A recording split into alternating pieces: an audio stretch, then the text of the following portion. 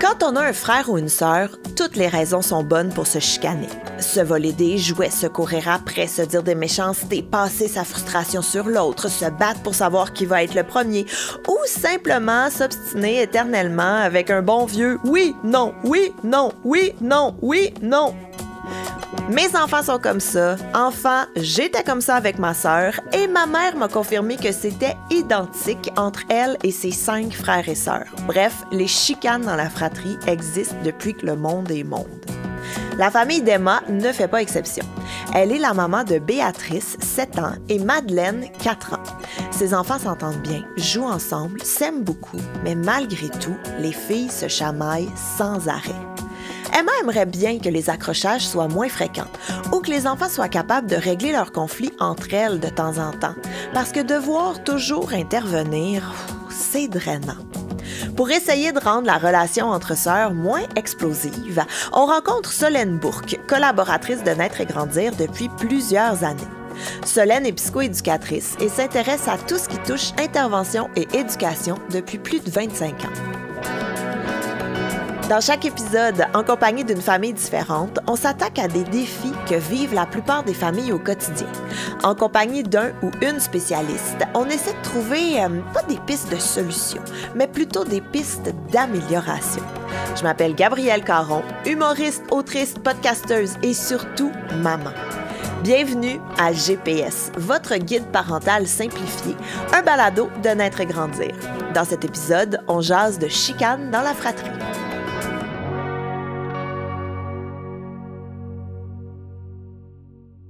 Alors, bonjour Emma. Bonjour Solène. Ça va bien? Oui, merci. Oui. Aujourd'hui, on va s'intéresser à la résolution des conflits entre frères et sœurs. Donc, comme bien des parents, t'aimerais voir diminuer l'intensité, la fréquence des querelles entre tes 2 filles. Ah oui. Oui, hein? Donc, d'abord, est-ce que tu pourrais me présenter en quelques mots vos 2 filles et leur relation? Oui, certainement. Donc, je suis la maman de 2 filles. J'ai Béatrice qui a 7 ans. Elle est créative, curieuse, vive. Et j'ai Madeleine qui a 4 ans. Donc, les mots pour la décrire, c'est plus elle est attachante, souriante, mais très intense. Donc, ils ont des façons plus à être différents de l'un de l'autre. Béatrice, elle a un lève-tôt. Madeleine, pas tant de ça. Béatrice, elle aime les sensations fortes. Madeleine, le plus hypersensible. Mais ça fait en sorte qu'elles vivent des moments de très belle complicité. Elles peuvent jouer très bien ensemble à la garderie, à la famille, mais on vit beaucoup de moments de conflit à la maison. Puis je dirais que c'est cette fréquence-là qu'on vit dans notre quotidien que j'aimerais diminuer. Oui, je comprends. Donc, à quoi ça ressemble une chicane typique entre Béatrice et Madeleine? Puis, y a-t-il des situations particulières là, qui vont davantage provoquer là, des conflits ou des chicanes? Je dirais, il y a différentes sortes de conflits. Donc, il y a la possession, donc ce jouet, c'est à moi, c'est à moi. Il y a la compétition. Béatrice est plus à vouloir être en premier, donc être la première dans l'auto, être la première prête le matin. Il y a aussi la jalousie, où je trouve que c'est plus, ils regardent si c'est juste entre sœurs. Donc, mettons si c'est la nourriture ou juste l'attention du parent, ou comment on a réagi face à une situation, ils vont nous dire « Ah, c'est pas juste ». Puis c'est plus que la chicane tourne vers le parent, mais ils se comparent entre l'un et l'autre. Des fois, ils se contrarient. C'est juste « Non, c'est pas vrai », puis ils sont vraiment fixés dans leur position. Plus par rapport à des idées, par exemple, ou exact. Une va penser, va vouloir, par exemple, avoir une opinion sur quelque chose, sur que ce soit un jeu ou quelque chose que vous avez dit, par exemple, ou... Des fois, c'est juste « Ah, il fait beau aujourd'hui. Non, il pleut. » Puis okay. Oui, non. OK. L'autre chose, je dirais, c'est que j'ai remarqué, c'est quand une des filles vit quelque chose, peut-être plus une peine dans leur vie personnelle, mais leur sœur, c'est la personne où ils sortent leurs émotions. Donc, des fois, ils vont tester. T'es méchante, t'es pas belle. Et ils vont vouloir voir, et ils aiment ça voir des fois la réaction. La réaction. Oui. OK. Donc ça, c'est des choses là, qui font partie de votre quotidien. Exact. Donc, en fait, c'est sûr que les chicanes, c'est quelque chose qui est difficile à vivre, tu sais, comme parent. Là, je vous sens des fois comme un peu déchiré là-dedans de dire, ah, je vois qu'ils ont des jeux, ils apprennent à jouer ensemble, donc je veux qu'elles soient en relation, mais en même temps, ça va susciter des conflits. Par contre, par exemple, la possession pour un jouet ou tout ça. Fait que, est-ce que c'est inévitable, les conflits? Oui et non, dans le sens où il y a certains enfants qui vont mieux s'entendre que d'autres dans la famille. On va voir des fois quand il y a des parents qui ont plusieurs enfants, qu'il y en a qui vont avoir une meilleure entente, puis d'autres qui vont être plus facilement en conflit. Par contre, c'est une belle source d'apprentissage en même temps. Fait que, tu sais, une fois que c'est là, on va se dire, peut-être qu'on peut pas tout éliminer, mais comment on peut faire en sorte là, que les enfants apprennent là-dedans.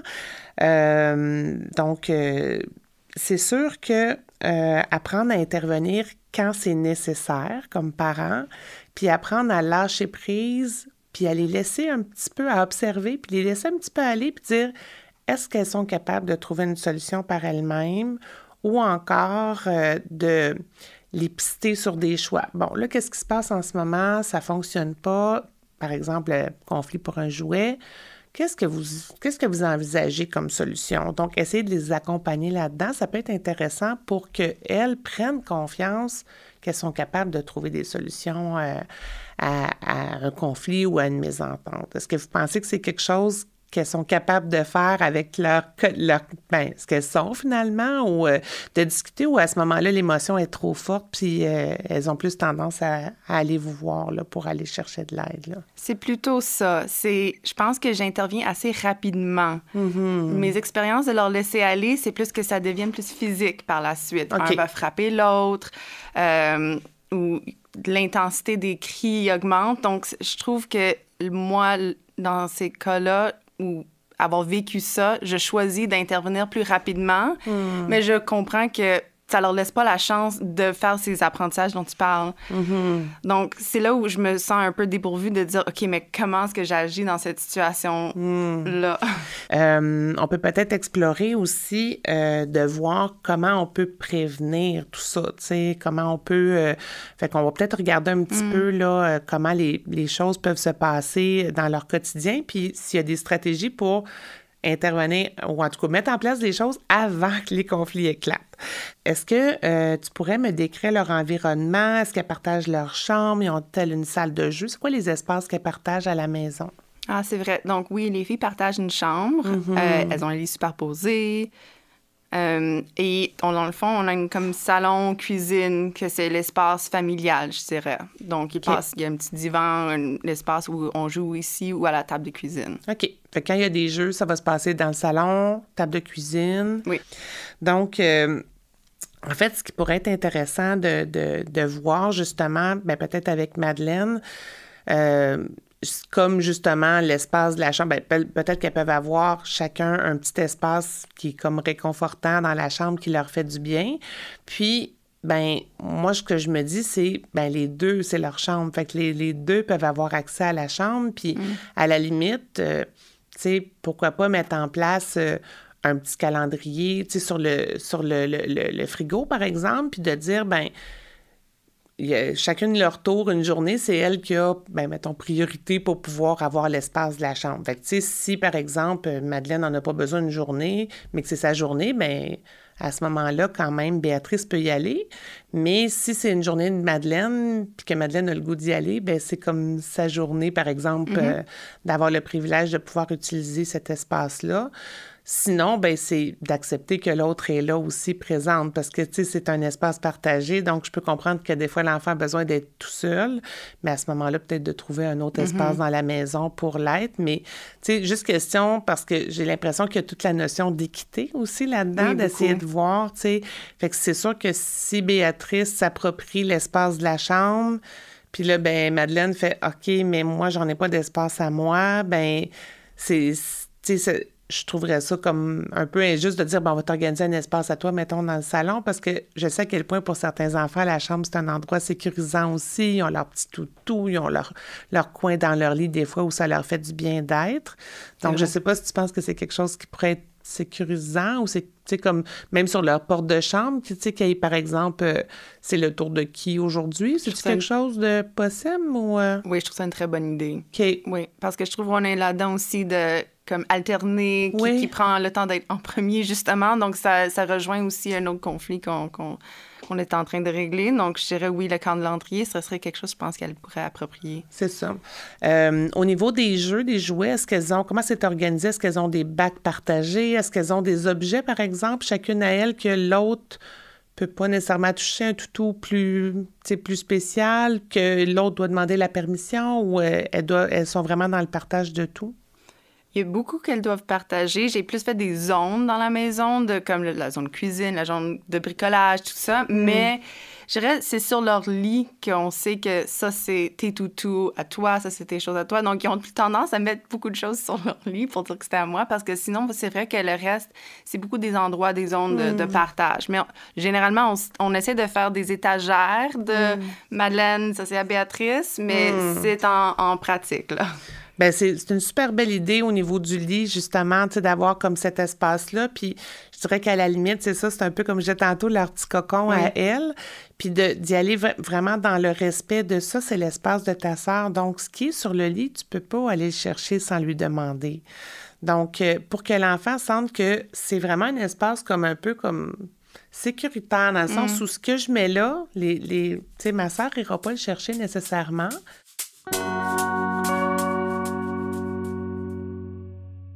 OK, donc Emma, j'aimerais ça qu'on parle aussi de parce qu'on a parlé un peu des interventions justement que tu faisais, que ton conjoint faisait. Donc, comment toi, tu te sens comme parent face à ces conflits-là? Donc, tu disais tantôt, je me sens comme... J'ai le réflexe souvent d'aller intervenir rapidement, mais est-ce que c'est quelque chose de facile pour toi d'aller intervenir ou tu sens justement que ça peut être chargé émotionnellement? Comment tu te sens par rapport à ça? Oui, je dirais, le mot, des fois, je pense, c'est déchirant. Des fois, j'ai l'impression que je dois faire un choix, puis ce choix-là va peut-être mener à un enfant va être triste, l'autre va être plus content. Donc, des fois, je suis partagée dans mon émotion de comment est-ce que j'interviens, comment est-ce que, je veux montrer à mes enfants que je les aime les deux, puis j'ai l'impression qu'elles vont interpréter par les gestes que, maman aime plus, un versus l'autre. Donc, parce que tu tranches, mettons, que tu vas décider, bien, aujourd'hui, ça va être, par exemple, Béatrice qui va être en premier, ou ça va être Madeleine qui va être en premier, ou tout ça. Oui. Oui. Mais je pense justement à ce qu'on parlait tantôt, tu sais, de la stratégie d'avoir soit un petit calendrier établi à l'avance, puis tu sais, ça peut se faire en début de semaine, là, tu sais. Je pense que l'alternance, dans votre cas, pourrait être quelque chose de vraiment intéressant. Puis ça peut s'appliquer à tellement de choses. Ça peut être, tu sais, bon, justement, la première qui va se brosser les dents en premier, si vous avez un espace plus limité, celle qui va passer un temps de jeu tout seul avec maman ou avec papa, celle qui va avoir accès à la chambre. Donc, tu sais, il pourrait avoir des petits éléments qui sont mis en place comme ça. Puis ça, bien, par exemple, le dimanche après-midi, vous prenez un petit moment pour planifier la semaine, regarder à l'avance tout ça. C'est installé visuellement. Fait que c'est pas sur le coup de l'émotion que l'enfant fait « OK, non, tu m'as pas choisi comme première. » Tu sais, c'est déjà établi à l'avance.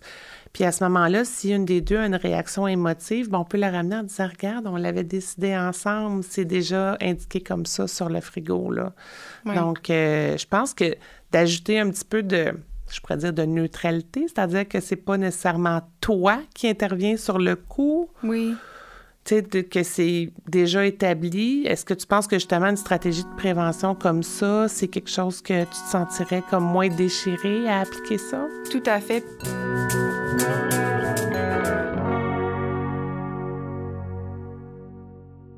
Y a-tu des moments, parce que là, tu disais tantôt, des fois, ça dégénère, mais y a-tu des moments où tu sens qu'elles sont capables de régler des petits conflits que t'as pas à intervenir, là, que tu te sens à l'aise de les laisser aller? Y a-tu des situations où tu dis, je sens qu'il y a quelque chose qui est en train de se construire là, dans la résolution des chicanes? Là. Ah oui, puis c'est le fun parce que j'entends des petites voix. Ah, j'ai une idée!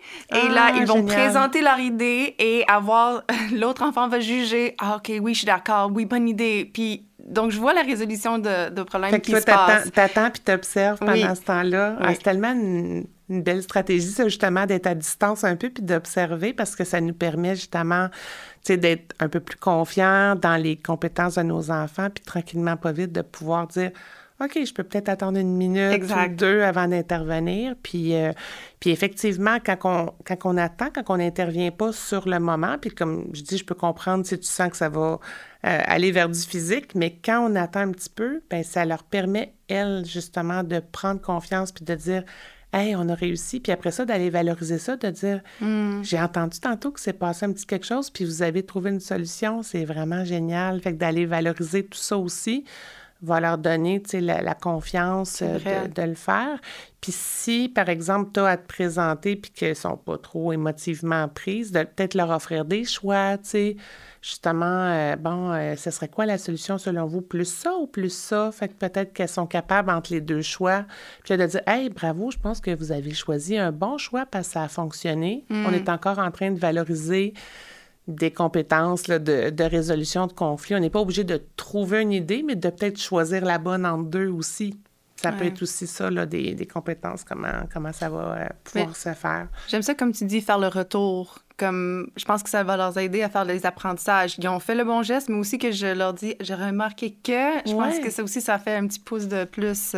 Oui, puis mettons qu'il arrive une autre situation de conflit le lendemain, de dire, hey, rappelez-vous, hier, il s'est passé ça, puis vous avez trouvé une idée. Alors, moi, je pense que vous êtes encore capable aujourd'hui. Ça peut être intéressant. Fait qu'en conclusion, on pourrait dire attester justement l'alternance. On parlait de l'alternance qui peut être faite avec peut-être des petits supports visuels, là, que ce soit comme une petite affiche dans la porte de chambre ou un petit calendrier ou des photos des filles en alternance pour leur faire comprendre qui a, par exemple, le privilège là, de, par exemple, d'être la première une journée ou l'autre. On parlait de, intervenir quand on sent que ça va éclater, mais si on sent que ils sont en processus là, d'observer, de les laisser un peu aller, mais d'aller valoriser par la suite ou faire un petit retour là, pour leur dire qu'elles ont bien fait ça, qu'elles ont trouvé des solutions. Si on sent qu'elles sont un petit peu plus prises, peut-être leur offrir des choix entre deux stratégies, puis encore là, valoriser là, le choix. Et si un conflit arrive, de les ramener à qu'est-ce qu'ils ont fait, par exemple, de positif dans une autre situation semblable. Donc, c'est-tu des choses qui semblent être intéressantes à tester? Ah oui, beaucoup. Génial. Oui. Alors, merci, Emma, de nous avoir fait entrer un petit peu plus chez toi pour nous parler des conflits entre vos filles. Je pense que bien des parents qui nous écoutent cherchent, comme toi, des solutions pour espacer ces chicanes entre leurs enfants. On va faire une rétroaction avec toi dans un petit peu plus que 2 semaines.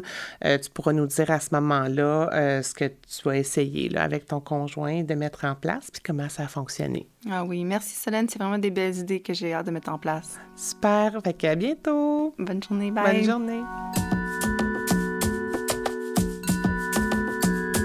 Emma a super bien décrit la dynamique familiale, la façon dont les filles impliquent leur mère dans leur chicane en lui demandant de trancher, d'intervenir ou simplement en dénonçant leur sœur sur un mauvais comportement. Et aussi, les déclencheurs de chicane sont variés, mais aboutissent souvent au même résultat. Honnêtement, en écoutant Emma, j'avais l'impression qu'elle décrivait ma famille. Je sympathise beaucoup, mais je me sens aussi rassurée de savoir que je suis pas la seule. Solène a offert énormément de trucs et astuces à Emma afin d'adoucir la relation entre sœurs. On va voir comment ça s'est passé.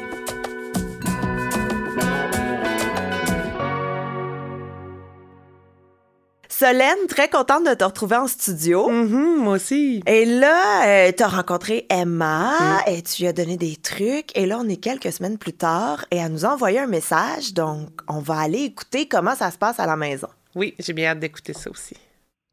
Bonjour Solène, merci pour tes conseils précieux lors de notre rencontre.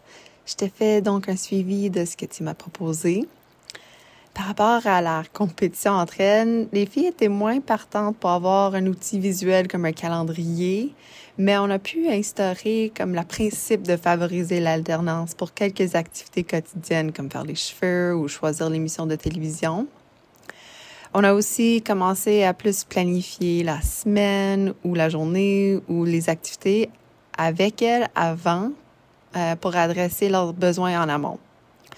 Passer plus de temps avec chacune des filles en individuel a aussi été vraiment bénéfique pour réduire leur besoin d'être en compétition lorsqu'on est ensemble. C'est toujours difficile de leur laisser aller si je vois qu'il y a une chicane entre elles et le ton monte. Mais si je vois qu'elles ont pu régler un conflit, j'essaie de valoriser les bons coups pour favoriser les comportements qu'on aimerait voir davantage. Globalement, je dirais que tes conseils m'ont aidé plus à être en mode prévention au lieu de réaction, ce qui a beaucoup aidé avec la fréquence des conflits. Donc, merci encore. Hey, c'est un message qui est tellement positif. Oui, c'est super intéressant. Qu'est-ce que tu trouves qui ressort du message d'Emma? Bien, déjà, d'être dans le mode prévention plutôt que réaction, parce que comme parents, on réagit beaucoup quand nos enfants, ben c'est ça, quand il arrive des conflits, puis c'est plein de bonne volonté, hein. On veut pas justement que nos enfants vivent des conflits, et ben pour apaiser tout ça, on va intervenir beaucoup. On ne laissera pas émerger le conflit. C'est sûr que si les enfants sont en train là, de vraiment de se faire mal, de se taper, de se lancer des trucs, il faut intervenir, là. Mais on ne laisse pas émerger des fois des petites mésententes. Puis ça ne permet pas aux enfants de trouver des stratégies par eux-mêmes. Fait que des fois, juste de prendre un pas de recul puis de se dire, OK, ça va-tu? Sont-tu en train vraiment de peut-être de s'enligner vers une solution, d'envisager des stratégies qui pourraient faire un compromis ou des choses comme ça. Fait que moi, je pense que c'est intéressant là, de prendre le petit pas de recul avant de dire est-ce que j'y vais maintenant? Puis après aussi, si les filles, bien, si les enfants réussissent à régler un conflit, après d'aller valoriser, c'est bien de faire ça aussi? Bien, tout à fait, parce que là, l'enfant ou les enfants vont dire OK, on a réussi à trouver une solution, maman s'en est rendu compte, donc, bien, premièrement, ça valide que cette solution-là ou cette stratégie-là fonctionnait bien. Puis deuxièmement, bien, ils vont chercher l'attention de façon positive, c'est-à-dire on a appliqué une solution et on va pouvoir la refaire une deuxième fois. Parce que les enfants, c'est sûr qu'ils cherchent une connexion avec les parents, puis des fois, quand ils vont lever le ton, c'est justement bien, un peu d'insécurité, de « Ah, mon Dieu, je sais pas quoi faire », mais si on les laisse aller un petit peu dans cet inconfort-là, ça se peut qu'ils trouvent une solution puis qu'après ça, ils soient vraiment fiers d'eux. Mais oui, effectivement, dans les conflits, quand on voit l'espèce de petit crescendo, là, bien, c'est peut-être que l'enfant panique un peu parce qu'il se dit « OK, j'en trouve pas de solution puis je demande, tu sais, je veux que papa, maman m'entendent, tu sais. » Voilà. Puis tu parlais aussi d'avoir l'attention du parent. Mais justement, Emma le disait là, qu'ils ont commencé à passer du temps seul à seul avec un enfant ou l'autre. Ça aide aussi? Ça aide aussi. Puis ça, c'est une stratégie souvent quand j'en parle aux parents qui me disent « Ouais, mais écoute, ça n'a pas de bon sens. Là. Moi, j'ai, mettons, 3 enfants. Puis j'ai pas le temps là, de passer du temps exclusif avec chacun. On est pris dans la routine et tout ça. Puis les gens réalisent pas à quel point ça n'a pas besoin d'être un long temps pour que ça soit, pour que ça ait un impact positif chez l'enfant. Ça peut être un 5 ou 10 minutes. Et ça peut être fait pendant des tâches. Ça peut être, je pars tout seul avec un des 3 enfants. Bon, c'est sûr que si on est monoparental, c'est une autre réalité, mais mettons qu'on est 2 parents. Je pars tout seul avec un des 3 enfants pour aller faire les petites courses, pour aller acheter les fruits et légumes. Il y en a un qui va m'aider pour plier les débarbouillettes, puis on jase en même temps. Pendant la routine du dodo, le plus vieux se couche un peu plus tard. Ça permet d'avoir une discussion avec lui. Donc, des fois, ces petits moments-là, dans le quotidien, nous permettent de vraiment connecter, de vraiment pouvoir avoir un moment significatif avec chacun, même s'il est court. Et ça peut faire vraiment une différence là, dans le lien parent-enfant, puis aussi dans la gestion des conflits par la suite. Puis Emma, elle parlait que oui, là, pas mal tous les trucs et conseils que tu as donnés ont bien fonctionné, sauf... Oui, sauf...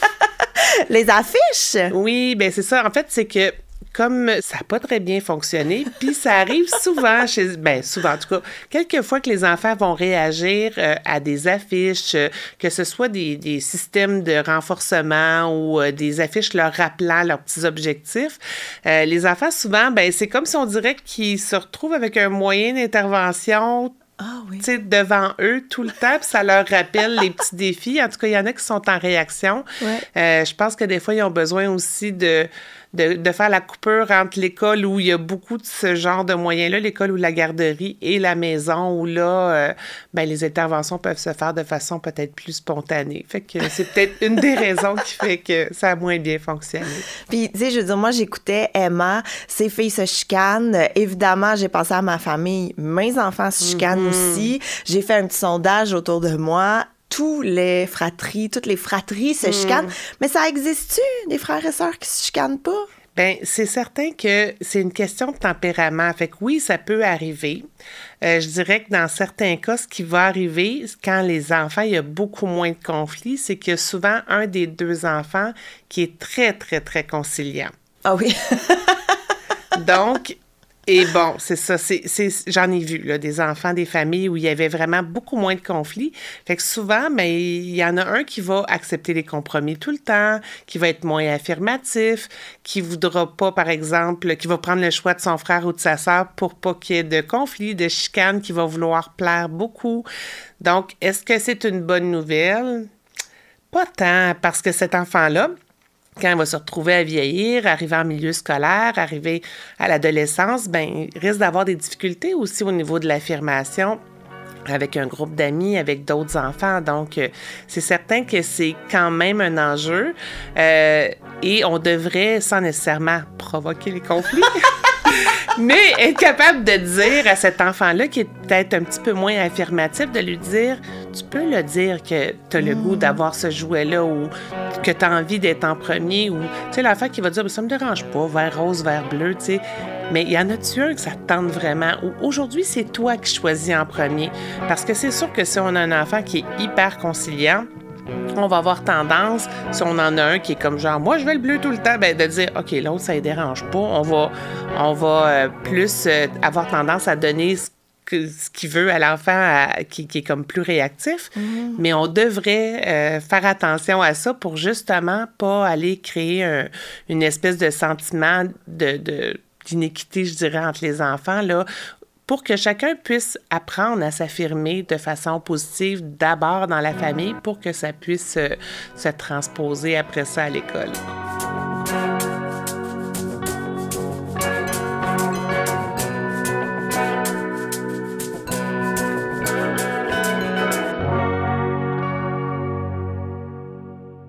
Et, on a beaucoup parlé de conflits. Fait qu'on imagine de la chicane. Il a pris mon jouet, il veut pas partager.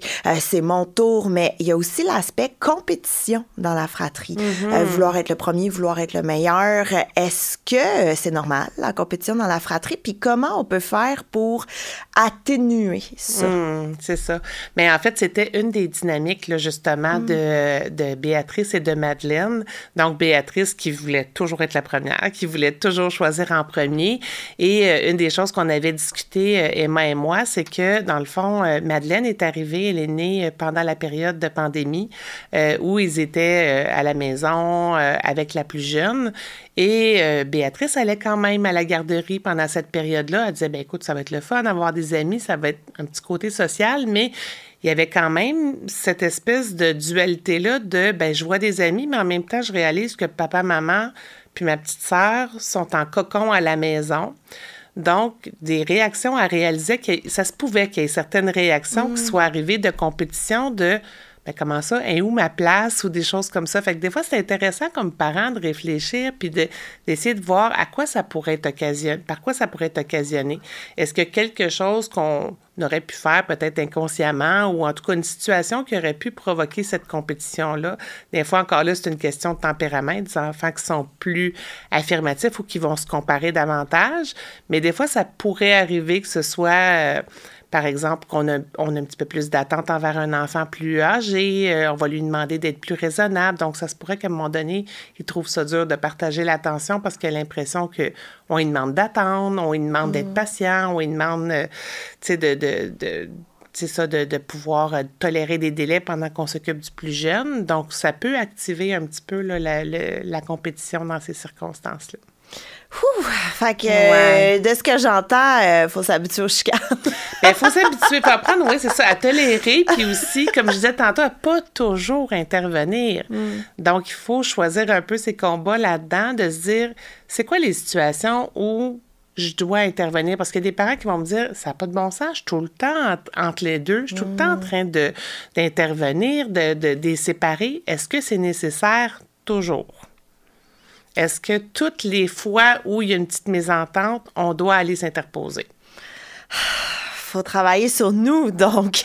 Faut travailler sur nous parce qu'ils sont en train de travailler des habiletés sociales à travers ça, de l'autocontrôle, plein de choses. C'est sûr que si on voit un jouet passer à travers la pièce... On peut se lever. On peut se lever rendu là, oui, c'est sûr. Ben, merci beaucoup, Solène. Ça fait plaisir.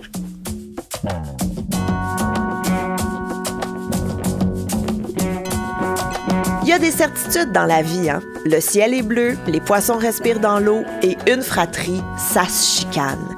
Mais il y a du bon qui peut sortir de ça. Apprendre à gérer des conflits, à partager, s'affirmer, s'exprimer. Quand nos enfants se chamaillent pour un jouet, là, c'est tout ça qu'ils sont en train d'apprendre. Même si ça fait 800 fois qu'ils se chicanent pour la même affaire. Mais on prend une grande respiration, puis on se rappelle qu'un jour, ils vont vieillir. Et les chicanes, ben, ils vont pas arrêter, là. Ça va juste être sur des sujets différents. Merci d'avoir écouté cet épisode sur les conflits dans la fratrie. Pour écouter d'autres épisodes de GPS, rendez-vous sur le naîtregrandir.com/balado.